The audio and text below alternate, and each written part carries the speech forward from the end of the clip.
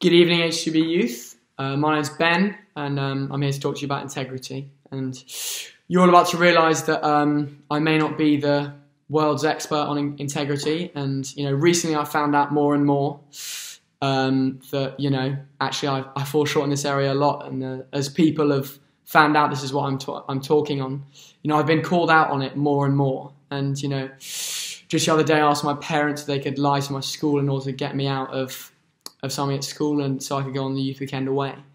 And they pointed out that perhaps I should practice what I preach and live out that in my life, and say really why I was missing that event. But it's so easy to fall into these traps, and it's really challenging to live with integrity. So the definition of integrity is adherence to moral and ethical principles, soundness of moral character, honesty and oneness. And it can be really hard to live like this. And to do so, we have to be honest with ourselves and confront things in our lives that we would rather ignore. It's being able to be who we are everywhere. Recently, I've been finding out more and more how different I am around different people as I've been thinking about integrity more. And I've realised this. In Matthew 23, verses 27 to 28, Jesus says, "Woe to you, teachers of the law and Pharisees, you hypocrites! You are like whitewashed tombs, which look beautiful on the outside, but on the inside are full of the bones of the dead and everything unclean. In the same way, on the outside you appear to people as righteous, but on the inside you are full of hypocrisy and wickedness." This is the life of the so-called religious people of the past, and it's the life that a lot of us are in danger of leading.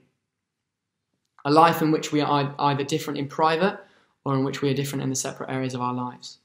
A life of integrity is bringing your two lives together, your inner life and your outer life, being complete. The first step to this is often bringing our separate lives together, our separate outer lives. Leading separate lives is unsustainable. It never works in the long term, and soon you'll feel disconnected from one of the sections of your life, because the fake you in that section of your life has fake relationships. And this is shown in the passage, as the tombs were whitewashed in order to keep people away from contact with them, as contact with the dead was seen as impure and unclean.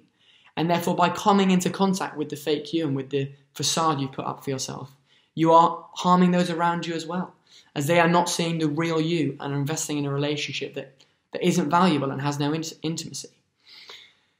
These separate lives can also be led because we think that the real version of ourselves wouldn't be liked or respected by this group.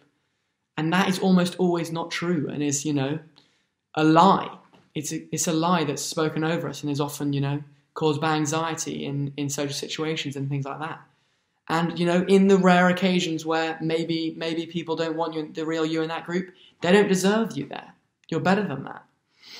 And, I've always found this especially challenging. It's in the three main areas of my life, in, school, church, and my family.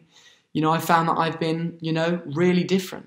And I know now I'm supposed to give you all a tip as to how I've overcome this, as a lot of sermons do, but it's an ongoing struggle, and it's really hard.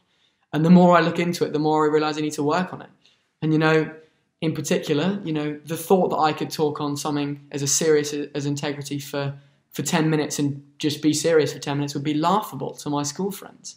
And that's perhaps slightly alarming for how I lead my life and how different my lives are. And one area in which some of us are really going to have to confront how we are is how we are with our families. Because if we're locked up in our houses with our families now for months on end, this is going to lead to some problems if we can't realign our lives, as we cannot keep up that front forever. And we're going to need to be more honest with our family if we're going to want to have good relationships with them. And I've also seen this with the interactions I have with my school friends in particular. As some of them have difficult situations in their lives, and yet we really still can't have serious conversations. So I set myself a target when I was told I was going to give this talk that I was going to try and change that, and I was going to try and have one serious conversation with my friends at school, and I haven't managed to get around to it. I haven't managed to have one serious conversation in around 2 months, just about how someone was doing. I don't even think I've asked literally, how are you doing, to one person.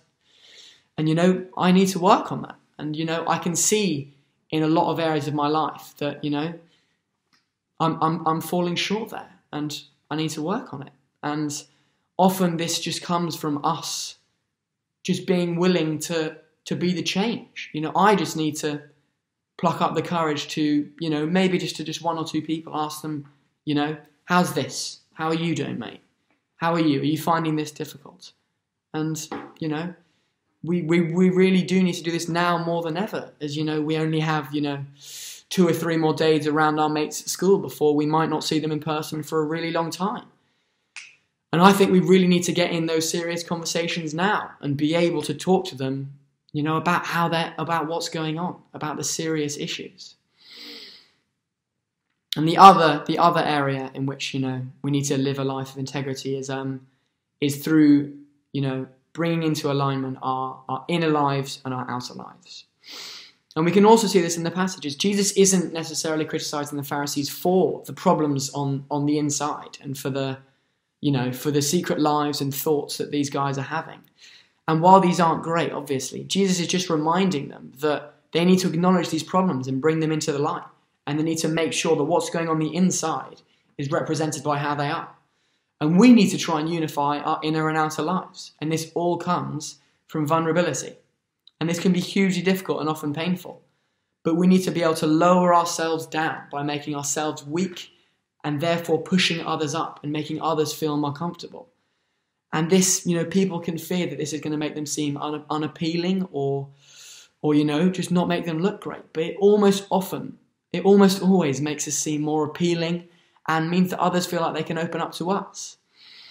And if us as Christians, or just anyone who's watching this, can be that in the world and be, you know, someone who others feel comfortable talking to, that could really change, that could change everything.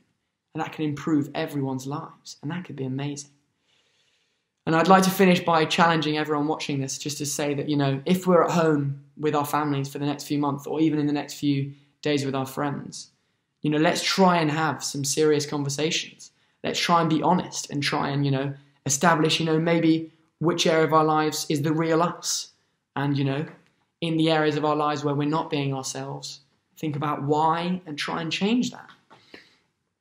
But yeah, I wish everyone good luck in the months to come and in the, you know, uncertainty of the current situation. Anyway, God bless. See you guys soon, hopefully.